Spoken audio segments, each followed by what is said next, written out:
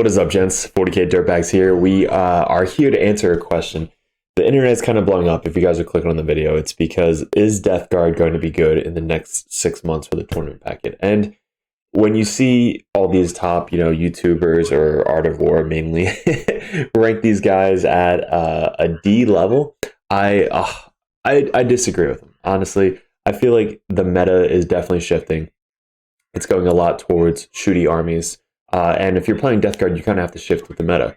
So last edition, when we can run, all Terminators and kind of just like sit in a ruin and just not die, you have to then change into going more units, doing more secondaries, and being faster with Death Guard. Now, how do you be faster with Death Guard?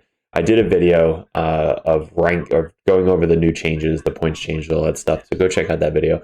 But this video is mainly, we're going to do a thing that I usually do for the tournaments is I take pictures of a game and then I talk about the game, on what we did, what we learned, what we improve on, stuff like that. And I'm going to give you my insight on the units that I've used so far with the new Arks of Omen and the new secondaries and stuff like that. So first off, thanks for clicking on the video. Thanks to all my Patreons who are part of the Dirtbag Nation. If you guys want to be a Patreon, support the channel, definitely click on the link below. But if you guys are new to Death Guard is not a auto-lose faction. It is not, it takes some finesse, some skill, but it's still a tanky faction. Like, you still have toughness 5 on everybody, you have the -1 damage, you have zombies and just like contagion ranges, subtracting toughness from everybody around you. So it's a really cool faction. I love the lore. So with this, we tested out orcs last night in a game. I'm running my list that I've been running for the past couple weeks now. It's a ferryman build. So if you guys are new to the ferryman, it's basically you can spend 1 CP and extend an aura by 6 inches. So you're going to be bringing the what's his name? Blanking. Vilus Putrefier, we have him, but the Foul Blight Spawn. The Foul Blight Spawn has the Revolting Stench Vats, which is a 6-inch aura. No charges. You can then extend that to a 12-inch aura, no charges, and it's super, super big. So basically anybody that charges in, you get to fight before they do. And he also has a fight last, which doesn't get extended, but it's still a 3-inch fight last ability. So he's just kind of like the main point of this list. I'm going to go over the list. I'm going to post in the comment or the link below. But also the secondaries changed. So fleeing vectors, I scored by turn 3. We did play orcs, so it's a little bit easier to do that. But they changed it where if you kill 7 models, you get 2 points now instead of 1. If you kill 7 models and 7 of them happen to be a plague weapon, you get 3 points. If they flee, like anybody in the enemy unit flees, that is 2 points. And if they flee because of a plague weapon, that's 3 points. So you can basically get 6 points in 1 turn, but it also works on both players. So if you do like a crazy Overwatch or in combat, they charge you, you kill them, and you kill more on their turn, and then they flee. It's like there's so much you can do. You can basically max this out essentially on top by the end of turn 2. You can max this out. If you get 6, and then even 3, you get fucking 15 in 3 points. So fleeing vectors, I definitely think making a list, hoping that they can flee, or spending 2 CP to do morale tests, which is worth it. Because now they're spending CP for you not really doing anything. They're spending it so that way they can stop you from getting 3 points. But it's 3 points every turn. So even if you're not focused on that and you're just trying to kill 7 models with plague weapons, you're getting 3 points. So it's 15 points for a 5 turn. Now you don't want to kill them too fast, because as long as they can flee 1 turn with a plague weapon, you're starting out with 6 points. So you only need 9 more points, so 3 more turns to kill 7 more models. Or if you don't kill 7 models, but they still happen to flee, you're still getting 3 points, right? So it's a really, really good secondary, guys. Even for like tankier units, like as long as you can kill 7 models, we have ways to negate their leadership. The Terminator brick can basically spend 1 CP, -4 leadership. I brought a spawn in this list, which I forgot to use, but he has -1 leadership within 6 inches, so it's -5. Plus the 1 guy you kill, you're -6 leadership. If they're starting at leadership 10, they're already down to a 4 by killing 1 guy. So a lot of tricks that we can do. So let's get into it. Let's not get into it. Let's go over the other 2 secondaries. The other secondary they helped out was with the one where it's the end game secondary. So it used to be 6 inches, which was just like behind enemy lines and spread and what's it called, in different table quarters.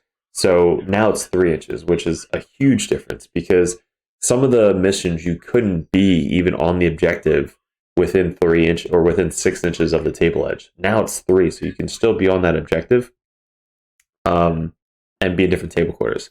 So that was a huge advantage. Being in this edition, you can reserve for free. So if you're reserving units to kind of come in and walk on late game, now they're probably going to survive because you're killing most of the other team beforehand. So when your unit walks on, you now have a full, fresh unit walking on the table. And on turn 3, you can walk into their deployment zone. You just can't walk into their table edge. So you basically can walk in as long as they give you that 9-inch bubble. You can walk in, do whatever you got to do, and you still have 2 more turns to kind of walk and move and spread and do all that crazy stuff. So we'll go over that tactic as well. Finally, the last one is spread. Spread didn't really change. It's still really good. You just basically walk up and do 4. We're one of the very only people that can do 1 in our deployment zone and still get 3 points for it. So if you're like, oh crap, I can't get to the center objective, I'll just do it in my deployment zone this turn and still get 3 points. Like it is still a really, really good secondary. So those are all of our secondaries. Like we got bonuses to our secondaries.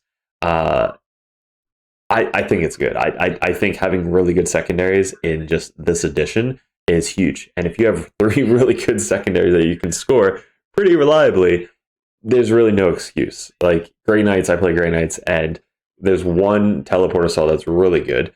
And then there's Purifying Ritual, which they keep nerfing, which is okay.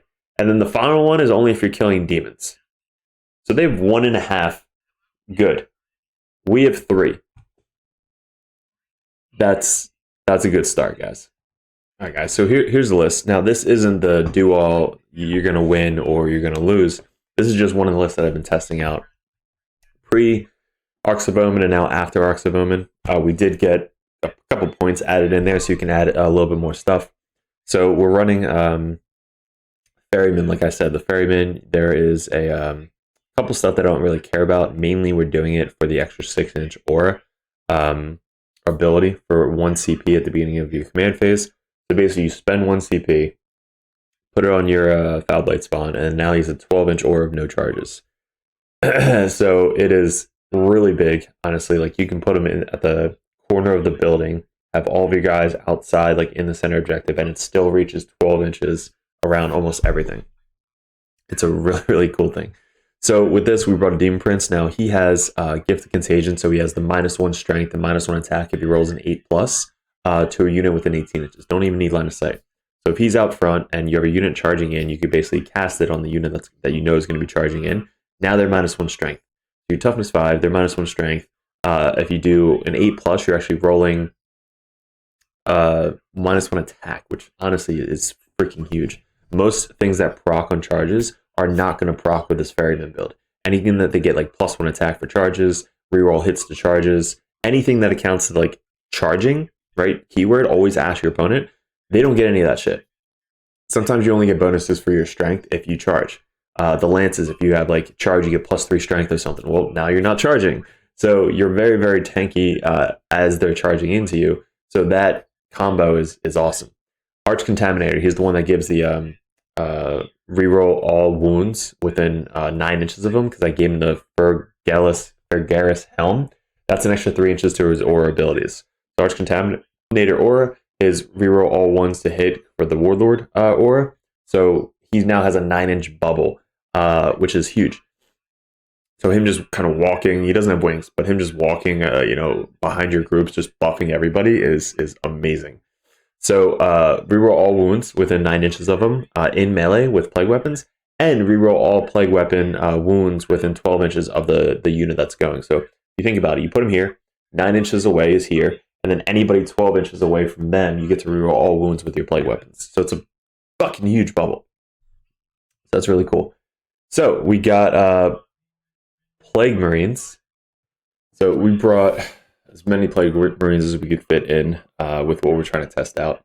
So my Plague Marines, how I build them is I build the leader with the Power Fist Plasma Pistol. I build 2 Blight Launchers, 2 Cleavers, 2 Flails, The icon I honestly haven't built, and I haven't tested it out because I always forget about it. It's in the list, but I just don't test it. Basically, I think if you in your command phase or something, you roll on a 2+ or 4+, they take a mortal wound. It's nothing crazy. It's just one additional mortal wound that you potentially do, and there's 2 melta guns in each squad. I like the meltas just because if they're in a rhino or if they're walking on the side table, you can kind of shoot a melta and try and blow shit up. You can test out plasmas if you have a back unit that you know is going to be starting on the table. You can bring 2 plasmas instead of 2 meltas. You have reroll ones to hit with your demon prince. So basically, you can always overcharge if you want. If they die, it's whatever, you lost 1 guy. 2 small man units of Plague Marines. The reason we do that is because we're bringing a rhino. You put them in the rhino, 1 can get out in the center objective, 1 can stay on the back objective. They can just get an extra 8-inch movement on the other side of the wall. So what I like to do with my rhinos is I put them right on the other side of the wall, so nobody can shoot the rhino. They can charge it, but again, they don't count as charging. Who cares? But they basically have an extra 3-inch movement, so they get out 8 inches from the rhino. They can shoot something with the melta. They can then charge something. They can do whatever they got to do. They can go out and do spread the thickness.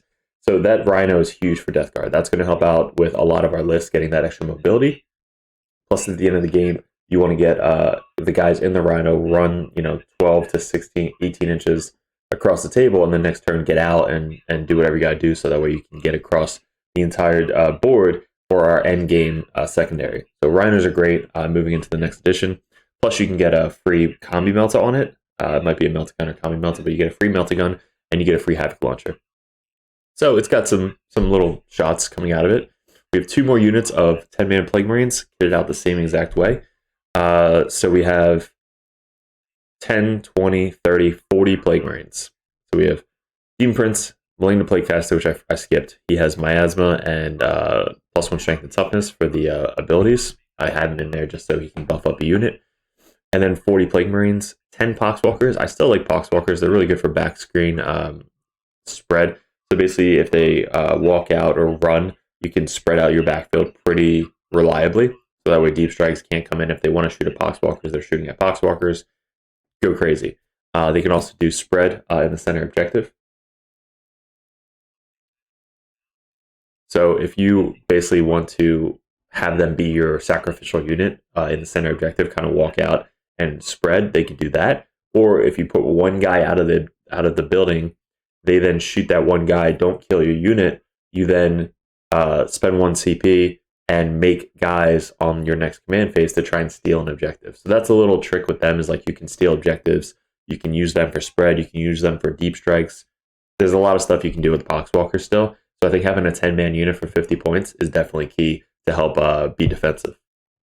Plus, I forgot that they do have the CP strat where 6s do mortal wounds. So they could actually walk up, charge something, and get 20 attacks, and any 6s do mortal wounds. So it's a cool little end game strat where if they're still alive and they kind of want to run up and just charge something, they could do that, which I did last night, which was pretty funny. Elites, we have the Bilious Putrefier. I love him in Plague Marine builds and Termi builds because he can basically give 2 units in the fight phase mortal wounds on 6s. It's at the beginning of the charge phase and at the beginning of the fight phase. So let's say you throw that at the beginning of the charge phase on a unit that's about to charge up. They then have mortal wounds on 6s. And then in your fight phase, if they have people near him or near 6 inches of him, he can give another unit the mortal wounds on 6s. So basically 2 different units in 1 turn. So that's a cool little strat that I like to do with him. You need kind of like a token to put on your dude that has the skull, because I always forget that he has it. But he's got the plague skull, so I put it on a character so that way if you really want, they can kind of walk out or advance, and you can then just do it at the end of the movement phase. So you kind of like a little sniper with the plague skull. But he's kind of waiting for the characters to get around him, because this is a very defensive, tanky list. So when they move up or get close, you can then just walk out and do it, or you run out and do it, and he still does all of his abilities. So it's not like it's a shot that he's doing the mortal wounds on or whatever. It's not in the command phase. It's basically in the fight phase or the charge phase. So basically he runs out, gets close to his units, gets 6 inches away from a character. You do the plague skull, roll a shit ton of 6s, that thing dies. And then you give mortal wounds to a guy that's charging, and then in the next fight phase, you then give it to another unit, and boom, good to go. So I love him. He's really, really cool. And he got a point decrease, which is awesome. Now, this is the bread and butter. This is where everybody should be running the Blade Lord Terminators. They're 400 points, so they're pretty cheap, I guess, 40 points. All the gear is free. So whatever you can possibly put on your gear. I just retooled all of my Blight Launchers, like literally yesterday. So I cut off a lot of the combi weapons, put melters on them, put plasmas on them. I got the extra bits for the flamer out on them, so I actually made them WYSIWYG. But what I like to do on my Terminators, I'm going to try the axes, because I think the axes might actually be really good.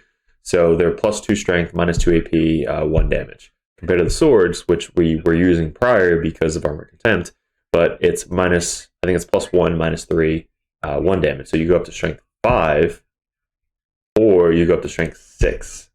You can do +1 strength toughness on them, so they're strength 7 with the axes.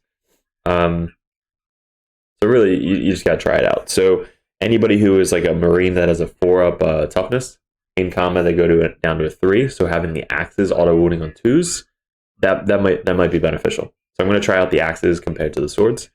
We're doing the champion. He's got the combi melta. We also have another combi melta in there somewhere. We have 2 flails. We have 2 combi plasmas.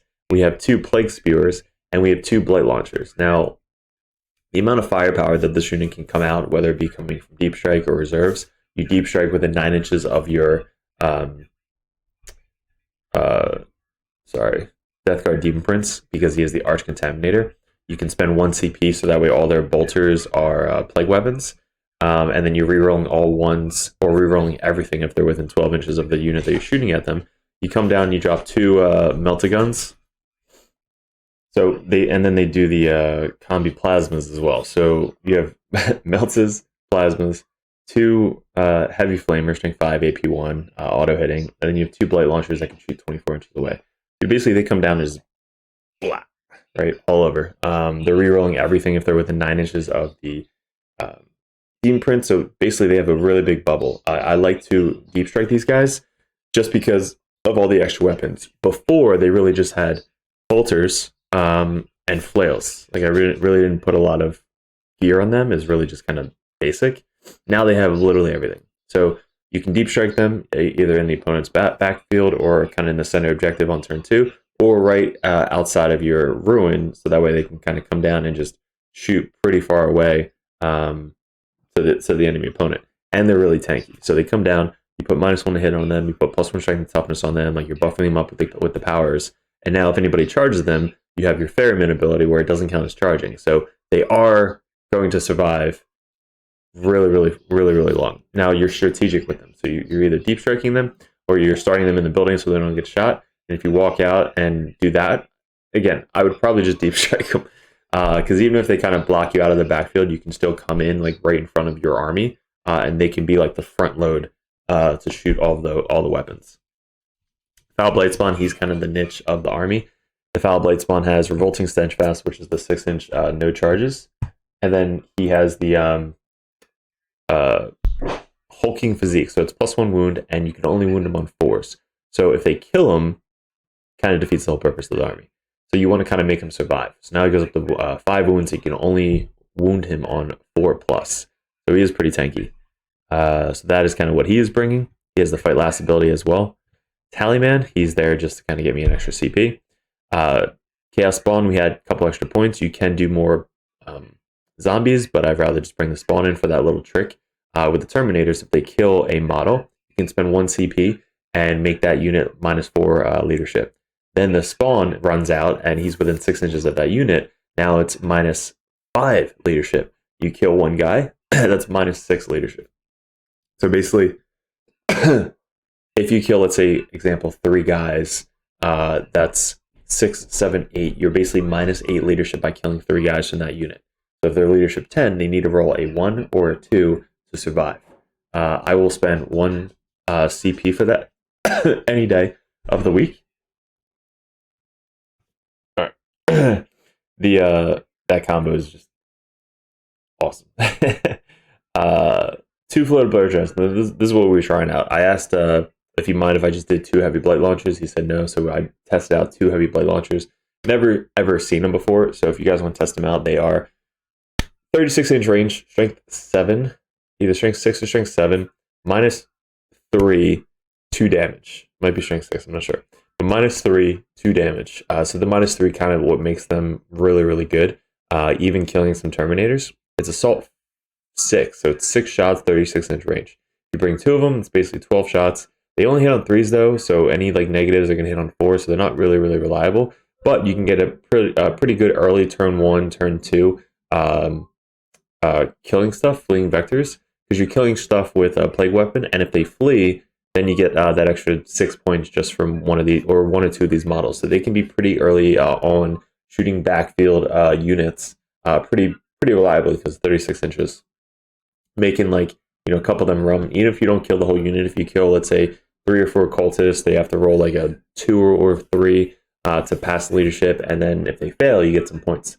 So having one of them in the list would be pretty cool. Now, I did miss the flesh mower. I got it to a point where the guys came into my deployment zone, and I wasn't able to really do anything about them because they only have 4 attacks if you don't bring the flesh mower.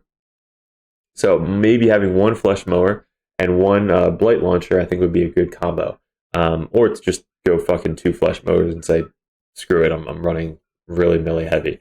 But I'm going to test out again the flesh mower and heavy blight launcher. Heavy blight launcher is just trying to get me some extra kills. And then the flesh mower can heroic 6 inches for 1 CP. So if somebody does get close to your blight launcher, he can then just hop over him or just go around him. 6-inch heroic. Now he has 2 blight drones in his face in melee. The Rhino, again, I already went over why we're bringing the Rhino, but the Rhino's in there with the Kami Melta and the Havoc launcher. So that's the list, guys. Let's get into the game. So everything that I usually do is we go over the pictures that I took for the game. So these are my tournaments. If you guys ever watch any of my tournaments, I kind of take pictures and I talk about it and kind of go over what we did, what we could have done better. This is the Arks of Omen detachment. It's the one where it's the long table edges. So we're up, I believe, 21 inches or 18 inches on both sides. This is the thing that I'm talking about, this ruin. So you put the Rhino kind of like right against the wall so they can hop out. Usually it's like a different deployment where you have this whole ruin in your deployment zone. You can literally just stick it right against the wall so they can hop out 8 inches onto the center objective. They can hop out 8 inches this way and get a charge off. They can hop out 8 inches that way. So basically they have the entire board in the center if the Rhino is literally right against the wall here. 2 units of 5 in there. Now, I haven't played Death Guard in a while, so I did a couple mistakes, which I'll go over. You should definitely be maxing out as soon as possible. These guys are in the backfield. All my characters are kind of back here. My Demon Prince is on the other side of this wall right here. So he's kind of like over there. And then I have a 10-man right here, 2 5-mans in the thing, and then I have 2 blight launchers on this side. So if anybody comes over here, I can try and just shoot them off. He has 2 guys up front, a bunch of boys back here. Gretchen, the dudes are setting up down here. And then he has 2 big units of the Terminator dudes. He's got a character, and then he's got another character in here with a big-ass axe. And a bunch of jumpy boys. He has 1 jumpy boys in reserves for deep strike. And that was a deployment. So I actually got turn 1. So we were able to move up all these. So we moved up the blight drones. They shot this unit right here. And I think I killed all but 2 of them. And then we moved up and shot these guys into the Gretchen. And everybody else kind of moved out. So this guy moved up the blight spawn, and he did 1 CP so he could extend the range. And orcs, I found out, can get secondaries pretty reliably now. But everybody's kind of just scooting up. He's keeping his guys back here so he can screen out. He's got a really big screen back here, so I can't really do anything with my Terminators deep striking. I'm sorry, I put 2 10-man Plague Marines in reserves, which I'll go over at the end. Everybody else kind of moved up. He walked up, did the action back here. I did the action with my Rhino on this objective, and the Rhino moved up all the way to this wall, so that way, again, I can get that extra 8-inch move coming out. This is where I messed up turn 1. So turn 1, the Poxwalker should have walked up to the objective and did spread the sickness in for 4 points right here, which I just completely forgot. So I should have had 4 points from spread on turn 1. I did kill, or he fled here, only killed like 1 or 2 Gretchen. And then over here, I think they lived. But I got 6 points turn 1 for fleeing vectors. We did then also take the endgame Death Guard ability, so I have to get all over the board by the end of the game, which I thought I was going to because I had so many in reserves. On my turn, he again blocked me out, so he had a bunch of guys over on this side I couldn't walk on. The only room I had to walk on was right about here. So I decided to walk in the backfield to try and protect this objective mark in the top right. These guys walked in the backfield. They shoot 24 inches away, so they're able to come in, put a bunch of pot shots into here to kind of clear off these guys. Team Prince moves up.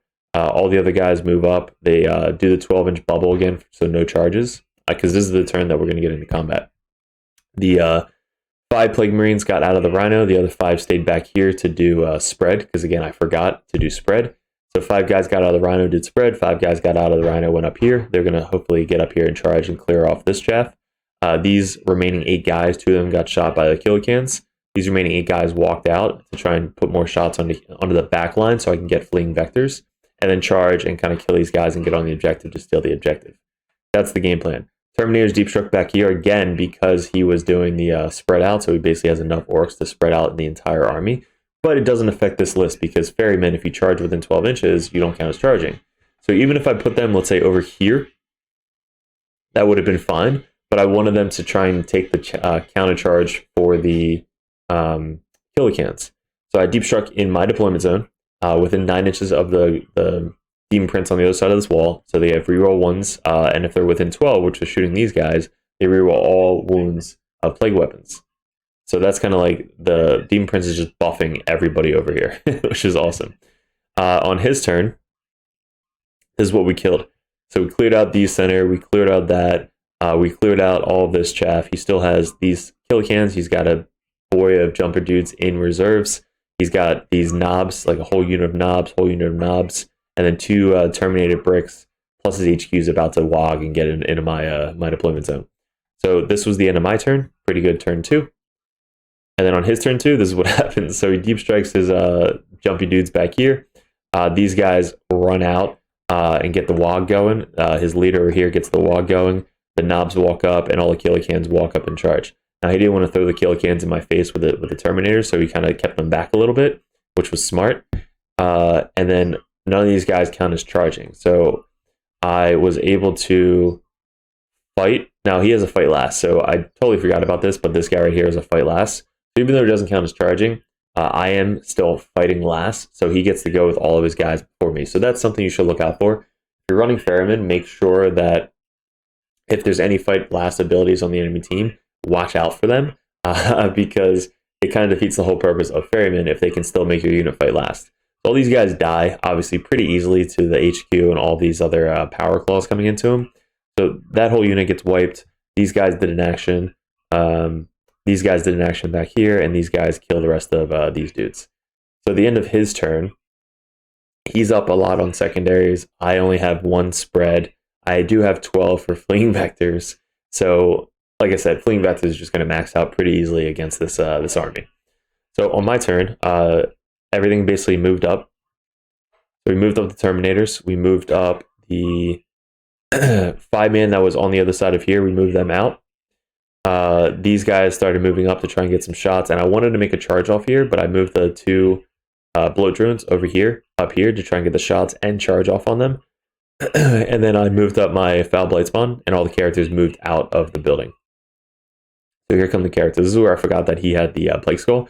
He could have just ran up and did the Plague Skull to this guy and just fucking nuke him. Totally forgot that I had that. I could have done it to the Killicans and nuked the Killicans, but there's a lot of stuff that he could have done. What he did, though, was he made these guys get the mortal wounds on 6s. The Demon Prince charged, and now they're within 8 inches from this, or 9 inches from this guy and the Demon Prince. So they have to reroll everything to wounds. So the reroll everything to wounds and the plague weapons. Any 6s to wound, which you get all full rerolls, does a mortal wound. So I think I did like 7 or 8 mortal wounds with that unit with the full rerolls. These this 5-man walked up and charged the character. Everything else that could shoot shot the dudes, and then I made the charge. I made him fight last, so he has fight last. I have fight last. I did the charge, so I was able to get the attacks before he did. So we got these guys, 2 guys down to 2. He failed morale, so he lost one of them. So there's only 1 guy left. And then this guy lived, I think, on 2 wounds. He still has, we killed most of the cans and some of these extra dudes. He failed morale, so that's another 6 points. These guys walk on turn 3. So again, he blocked me out. I couldn't get anywhere on this side of the table. I couldn't get anywhere on this side of the table, so I had to walk in over here. Now this is what I did. He charged the rhino on the other side of this building. So my rhino just fell back 12 inches to here. And then these guys, I don't know if somebody can let me know if they can get into the rhino on this. All right, so my question to you was, can these guys walk in from reserves and get into the rhino? Because that would be fucking clutch. So my goal here is they walk on, do some pot shots, but I want to get them in the rhino. The rhino just run across the table because we are on turn 3. So if they get in turn 4, run up. On turn 5, I'll be able to get out and do something to try and get some extra points. All right, so this turn, it kind of just, we were just trying to see how much shit we can kill at the very end. By his turn, he kind of moved up his knobs, finished off this unit. Or the one plague drone or whatever. This guy moved up, made him fight last again, finished him off with Demon Prince, finished off the kill can, except we weren't able to get on the objective. So we got 12 for primary. On my turn, kind of moved up my guys, made my charge. Everything else moved up here. Demon Prince ran this way for the end game objective. Terminators walked up. The 10-man that was in the rhino walked out and spread, and then the rhino ran over here to get in the quarter. So really it was just like at the end of the game, we maxed out on being in every table quarter. We maxed out on fleeing vectors by turn 3. And then the last one was spread, which again, I kind of fucked up. We spread on the center objective with the poxwalkers. We spread on this back objective on turn 2, and then we spread on this objective. So we got 4, 8, 12, which we should have definitely had a 15 on this mission. So we should have basically maxed out on everything with this. So that was basically the game. It was a good game against Orcs. The guy's a local meta player, so he plays a lot of the RTTs in our area. But yeah, so let's go over what we learned. The list, I like it a lot. We still have a lot of guys on the board at the end of the table, or at the end of the game. We still had 10, 20 Plague Marines, 10 Terminators, a couple of Poxwalkers, and all of our characters. So not every game is going to go this way. But what I learned is reserves are huge for Death Guard. They're going to be really mainly used for this edition. And the biggest thing you can take away is creating lists around your secondaries, creating lists around being in reserves is going to be huge. So having Mortarion in a build, which I'm going to test out soon, Mortarion can reserve for free if you're facing a shooting army. Deep striking the Terminators are definitely clutch. Even if they come into your backfield or your table edge, you're still getting all the buffs up on them and stuff. And then walking on at least one Plague Marine unit. If they make that fucking 9-inch charge, they're now in the backfield. They're obstacles, so they're stealing objectives, and they can just kill whatever the hell they touch. So the Flesh Mower, definitely cool. The Heavy Blight Launcher is really cool. Putting units in reserves and deep strike is going to make your guys fast. Maybe testing out 115-point drop claw, so that way they can get a 10-man unit of Plague Marines up the board really, really quickly. I'd rather probably just reserve them and save the 115 points. And then deep striking for free of the Terminators. So the next list that we're going to be testing out is going to be 35 Plague Marines, Mortarion, Malignant Plaguecaster, all the same elites or the characters, 10 Terminators, and I believe a Rhino. Not quite sure if the points work out, but it's a very similar list. Without the Demon Prince, we have Mortarion. We don't have any demon weapons or demon engines. But yeah, so this list I really liked. It was really fun, and I definitely would bring it to an RTT if you guys would ask that. But let me know what you guys think. So I don't think Death Guard is in a bad position. I still think they have strengths. They obviously have... Sorry about my dog. So don't listen to the people that essentially are just saying that they suck, that they're terrible with Armor Contempt. Don't listen to people until you actually test it for yourself. Most of the people in the game, if something happens, it's the end of the world. but really every army, if they have good secondaries, they can be played to the highest expectation. Me, for example, Grey Knights. Grey Knights making it to top whatever RTT, winning RTTs, placing in GTs. Like that is an army that has shit secondaries, but you can play the army well and still beat your opponents by denying secondaries, denying primary, doing whatever you gotta do. It's the same thing for Death Guard. So you're giving up a lot of points for no prisoners, but if you're starting half your army off of the table, it's very hard to precisely kill all of them in one turn. So you're kind of bringing them in where you want to bring them in. You're deep striking where you want them to deep strike, and you're being very strategic about it. You're not just saying, "Hey, here's 12 points of no prisoners, go kill my army," right? It's like you're bringing them in and doing a fair trade. If your 190 point Plague Marine unit comes in, they have to try and take out 190 points plus. If your 400 point Terminator unit come in, they have to take out 400 points plus to make up the trade value. So, guys, hopefully this helped you out. I'm going to have a lot more tactics coming up. We have a lot of videos coming out for how-to guides. The Dirtbag Nation has a Patreon, but I'm going to be posting my pregame stuff, like what our ideas are on the Patreon. And then anybody who is part of Patreon, they have a little Discord channel just specific on Discord. So we kind of go over ideas and stuff like that on Discord. But I appreciate it. If you guys are are coming to LVO, definitely come up and say hi. I got a bunch of stuff that I'm going to be bringing. I wish I had my dice by then so that I can give out some free dice at LVO. But let me know in the comments below what you liked, what you didn't like, what you want to see next. Join the Discord, and hopefully we will see you in another video soon.